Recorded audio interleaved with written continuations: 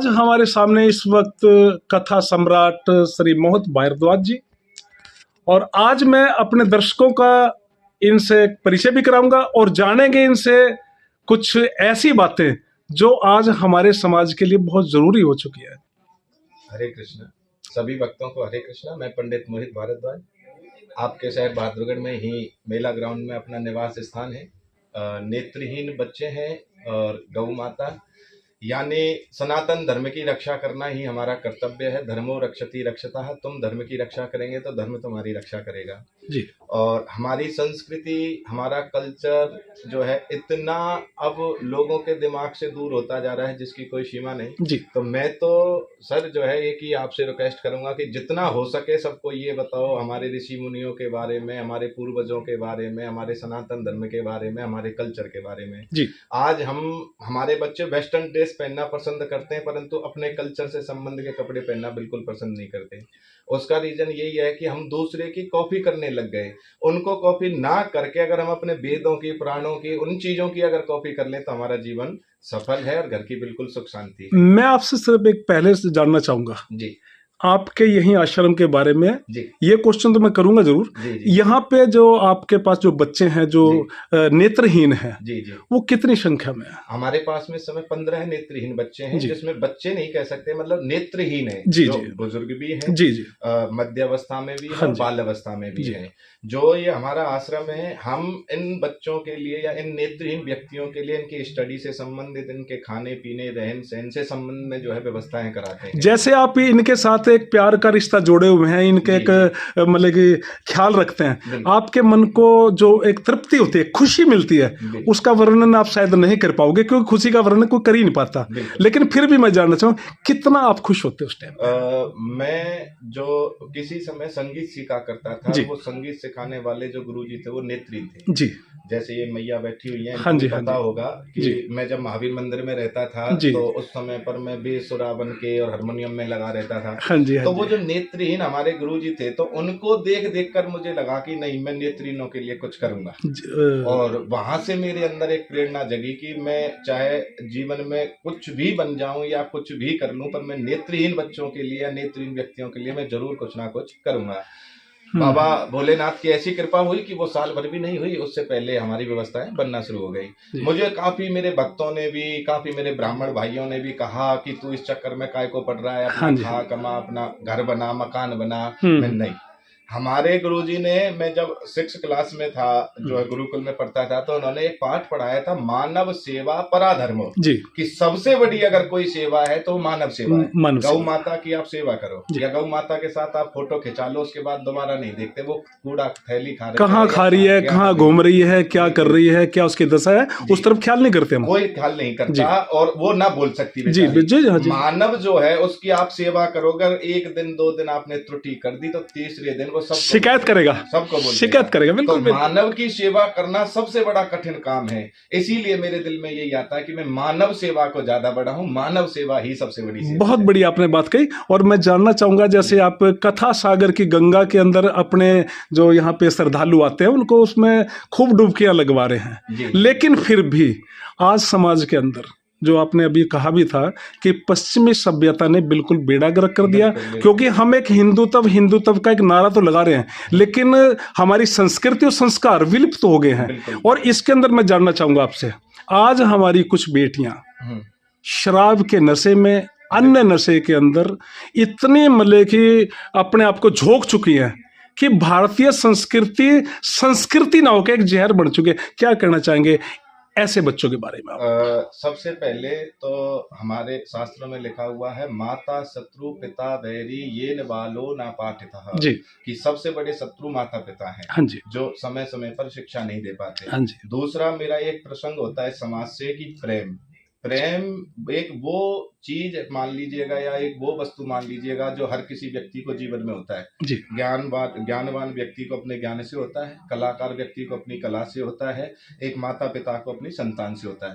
पर उस प्रेम में एक मोह उत्पन्न हो जाता है जो भय का कारण बन जाता है, वो मोह ही विनाश का कारण बन जाता है। तो आज जो हमारी बहन बेटी या हमारे समाज से रिलेटिव समस्त मानव जाति जो है इस तरह की प्रवृत्ति में जो जा रही है, उसका रीजन है सबसे पहला यही प्रेम, प्रेम से उत्पन्न मोह हुआ, मोह भय का रूप लिया और उस भय ने माता पिता या हमारे अंदर एक डर उत्पन्न करा दिया, हमारे बच्चे झट गलत रास्ते पर जाना शुरू हो गए।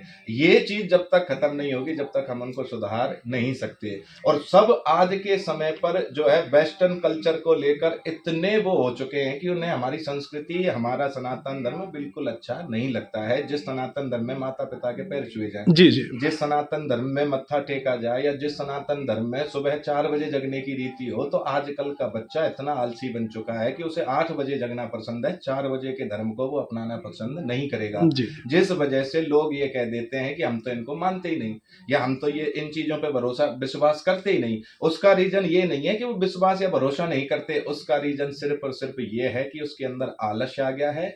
जब वो दुखी होता है, या जब उसे पेपर में पास होना होता है, या जब उसे लगता है कि मुझे आज नौकरी नहीं मिल रही है, तब तो वो सबको मानता है।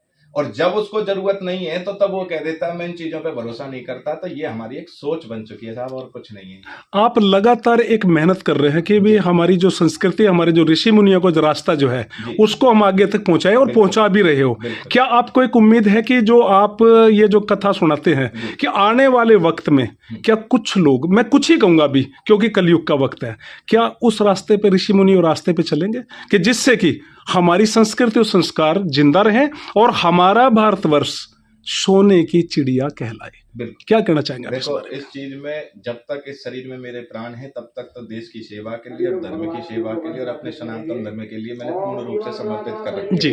और मेरा जब तक सपना है या मेरी सोच है जी। मैं जब तक उसे पूर्ण नहीं करूंगा चैन से नहीं बैठूंगा। आगे परमात्मा की मर्जी है, होई सोई जो राम रची राखा, जो उसने रच रखा है। जी जी। पर अपनी हिम्मत, अपनी कोशिश साहब मैं पूर्ण रूप से अंत तक करूंगा और मुझे भरोसा भी है अगर मैं कोशिश करूंगा तो मैं बदलूंगा। जो फूलों के रास्ते को छोड़ के थोड़ा सा बदबूदार रास्ते पे चलेंगे, संस्कृति को छोड़ दे, मैं यही कहना चाहूंगा, उनको क्या संदेश देना चाहोगे आप? उनको संदेश, एक कवि ने बड़ी सुंदर बात लिखी है, माना कि तुम मारने को पत्थर उठाओगे, माना कि तुम मारने को पत्थर उठाओगे, पर हम भी वहां खड़े हैं जहां तुम्हारे पत्थर ना आएंगे। क्या बात है भारद्वाज जी, आपने ये जो सुनाया है एक शेर, ये कमाल का शेर है और वाकई में ये सही बात है कि तुम जो पत्थर हमारी तरफ फेंकोगे हम वहां खड़े हैं कि जहां तक तुम्हारे पत्थर नहीं आएंगे। और इनका साफ साफ तत्व कहने का यह है कि जो लोग गंदगी कर रहे हैं, संतों के ऊपर वो गंदगी कभी नहीं आ सकती। अगर उसके अंदर घुसेंगे तो वही लोग घुसेंगे कि जो उससे गंदगी से प्यार करते हैं। और यही इस आश्रम के अंदर जो नेत्रहीन रहते हैं, पहले जानूंगा इनका परिचय। क्या नाम है जी आपका? लक्ष्मण जी। मेरा नाम लक्ष्मण है। लक्ष्मण, आपका क्या नाम है जी? जी मेरा नाम अजय कुमार। आपका? जी मेरा नाम सोनू कुमार। और आपका जी? सर मेरा नाम हरिशंकर विश्वकर्मा। मैं आपसे जानना चाहूंगा, जब से आप इस आश्रम के अंदर आए हैं जी, कैसा महसूस करते हैं? हम तो इस आश्रम में आश्रम के हिसाब से नहीं, हम अपने घर के हिसाब से अपना घर महसूस करते हैं। घर महसूस करते हैं। जी। कितना टाइम हो गया आपको इधर यहाँ पे? जी मुझे मेरा 4था साल चल रहा है। और मैं आपके बराबर वाले से पूछना चाहूंगा। हाँ जी, इधर क्या कहना चाहोगे इस आश्रम के गतिविधियों के बारे में आप? हाँ जी। मैं नहीं, सोनू जी। सोनू जी। सेम है, अपने घर जैसा ही महसूस होता है। घर जैसा महसूस। खाने के बारे में बताओगे, खाने के अंदर जैसे कि आप सुबह है नाश्ता है, दोपहर का है, शाम का है, आपको मनपसंद मिलता है? जी। आपके जो गुरु जी बैठे हैं, जो मोहित भारद्वाज जी बैठे हैं, आप तो बहुत प्यार करते हैं जी। आप क्या कहना चाहोगे जी? साथ वाले, हाँ जी, मुस्कुरा रहे हैं आप, मुस्कुराहट ही बता रही है कि आप बेहद खुश हैं। मुस्कुराहट ही बता रही है कि बेहद खुश हैं। क्या कहना चाहोगे मोहित भारद्वाज जी की मोहब्बत के बारे में, प्यार के बारे में, जो आपको अपना बेटा भाई बना के यहाँ रखे हुए, आपका ख्याल रख रहे हैं? ये देखिए, जब से हम लोग आए हैं, जब से हम लोगों को कोई प्रॉब्लम नहीं हुई। ठीक है, अब देखिए क्या बोलते हैं, थोड़ा ऊंच नीच तो होता है। मान लीजिए अकेले हैं, ठीक है, हाँ जी, तो मान लो बाहर का भी संभालना, हम लोगों को भी संभालना, तो थोड़ा प्रॉब्लम हो जाती है कभी कभी। बाकी जहाँ तक है वहाँ तक संभालने की चेष्टा करते हैं। ये प्रॉब्लम आपको होती है या भारद्वाज जी को होती है? महाराज जी को मान लीजिए कि कोई जिम्मेदारी लेके, हाँ, यानी कि वो आपके कष्टों को अपना कष्ट मान रहे हैं, आपको तो कष्ट नहीं होने देते ना। नहीं, सबसे बड़ी चीज यही है। भारद्वाज जी, आपके पास जो ये बैठे हैं नेत्रहीन, जिनकी आंखें आप बन चुके हैं, नहीं, मैंने इनसे जानना चाहा तो ये कह रहे हैं कि जी वो कष्ट तो आते हैं। मैंने पूछा कष्ट आपको या भारद्वाज जी को? ये कह रहे हैं कि जी नहीं उनको। नहीं, देखो मैं बच्चे की बात को बड़ा करूं, हाँ जी, ये मेरी एक फैमिली है। जी जी, भाई भी है, मित्र भी हैं, पिता समान भी हैं हाँ मेरे जी, साथ हाँ जी, में। हाँ जी, और मुझे भी बड़ी शांति आती है। और हाँ ये जी, कष्ट मेरा नहीं है, हम सबका है। हाँ जी, मुझे कष्ट तो ये भी दुखी है, इन्हें कष्ट तो मैं भी दुखी हाँ हूँ। जी, हाँ तो जी, हम दोनों का बराबर है, पर संघर्ष कर रहे हैं। हाँ जी। समाज में कुछ एक नया जो है लेकर हम आएंगे। और आज के समय मैं तो ये कहता हूँ कि सारी दुनिया नेत्रहीन है, पर ये नेत्रहीन नहीं है। क्या बात कही है। मैं ये और यहाँ पे एक श्रद्धालु बैठे हैं, मैं इनसे भी जानना चाहूंगा, आप भी इस आश्रम के अंदर आए हैं, हाँ जी, क्या महसूस कर रहे हैं?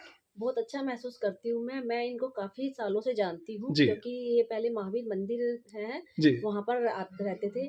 तो वहाँ मेरी मुलाकात एक बार इनसे हुई थी, जी, और इन्होंने एक बात मुझे कही थी मुझे देख के, क्योंकि मंदिर में आते तो बहुत सारे श्रद्धालु हाँ हैं, जी, हाँ जी, लेकिन किसी को एकदम देख के बताना उसके बारे में, ये बहुत बड़ी बात है। इन्होंने मुझे देख के एक बात बताई थी जो मेरे दिमाग में एकदम लग गई, और मुझे लगा नहीं, मुझे इनके पास में आके वो ठीक करना है। तो फिर मैंने इनके कहने के अनुसार ही करा, और मैं आज की डेट में बहुत हेल्दी लाइफ जी रही हूँ। जो ये बच्चे यहाँ पे बैठे हैं, जो बुजुर्ग भी बैठे हैं, जो नेत्रहीन, मैं कहूँगा कि जो नेत्रहीन हैं बेचारे, हाँ जी। इनके बारे में आप, जैसे कि भारद्वाज जी अपना वक्त भी यहाँ पे मतलब कि इनके साथ व्यतीत कर रहे हैं और इनका पूरा ख्याल कर रहे हैं, तो मैं यही कहूँगा कि भगवान का रूप मोहित भारद्वाज जी हैं। बिल्कुल। आप मोहित भारद्वाज जी को क्या मतलब कि एक संदेश देना चाहेंगे आने वाले टाइम में, कि जो और भी ज़्यादा बच्चे बढ़ सकते हैं, ये बुजुर्ग बढ़ सकते हैं, इस बारे में?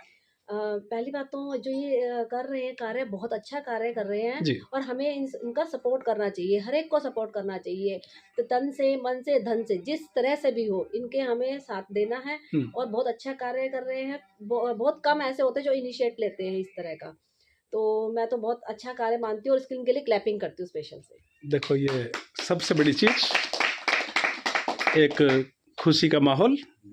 और मैं भारद्वाज जी के बारे में तो यही कहूँगा कि इन्होंने तो गंगा को ही बहादुरगढ़ के अंदर बहा दिया है, प्यार की गंगा को, क्योंकि प्यार की गंगा बहुत बड़ी गंगा होती है। बहुत बहुत धन्यवाद जी आप सभी का। Thank you.